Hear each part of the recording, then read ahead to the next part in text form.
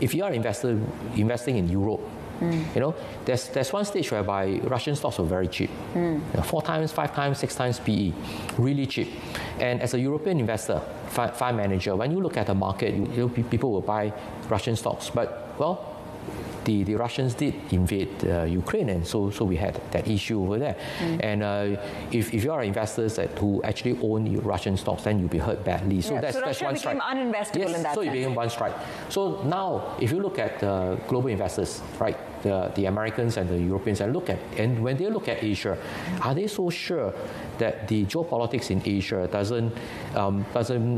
there's no risk that China might actually maybe embargo Taiwan, that issues may not escalate? If that were the case, then Chinese stocks probably, to some extent, Taiwanese stocks will be uninvestable, right? So as a career risk, I think they will be more likely to actually avoid the Chinese equities. And as an alternative, then what do you do now, right?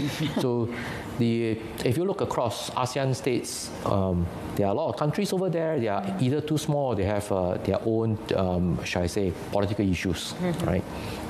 And there's only a couple of nations or markets that are big enough, deep enough for you to invest in. One of which is actually India, which as a result, the valuations have gone really high. But the fundamentals over there in India is actually pretty good. It has gotten its act together. The infrastructure is actually built up. It could actually be a manufacturing hub going forward. And as such, people look at India as a China plus one, or an alternative to that. Likewise for Japan, right? And so if you look at Japan, it is the same thing. Another cheap market. It is a cheap market. Yen is actually now very weak, and as such, Japan is very competitive, right? So if you look at the latest GDP numbers, I mean, on a quarter to quarter, it's doing 6%. I think consensus was thinking about 3%, which is half of that. Look at the earnings, right?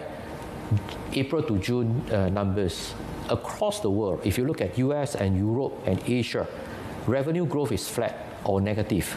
But you look at Japan is growing at 7%. Of course, people say it's an impact of the weak yen.